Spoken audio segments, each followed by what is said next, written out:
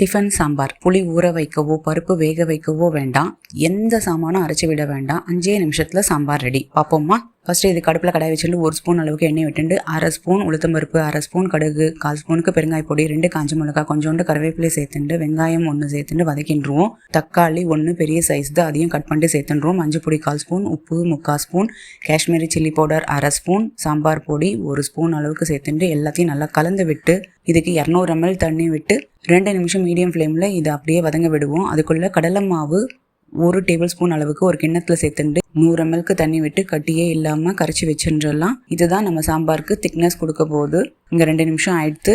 கரைச்சி வச்ச கடலை மாவை சேர்த்துருவோம். 300 ml தண்ணி விட்டுருவோம். இதை 2 நிமிஷம் மீடியம் ஃப்ளேமில் அப்படியே கொதிக்க விடுவோம். 2 நிமிஷம் ஆயிடுத்து. நல்லா திக்காக வந்துட்டுருக்கு. இது போதும். அடுப்பு ஆஃப் பண்ணியெல்லாம் கொத்தமல்லி தழைகளை தூவின்றலாம். அவ்வளோதான். இட்லி, தோசை, ஊத்தப்பம் எல்லாத்துக்குமே சூப்பரான காம்பினேஷனாக இருக்கும். 5 நிமிஷத்தில் சட்டுன்னு செஞ்சிடலாம். நீங்களும் செஞ்சு பாருங்கள். உங்களுக்கு எப்படி வந்திருக்குன்னு கமெண்ட்ஸில் சொல்லுங்கள்.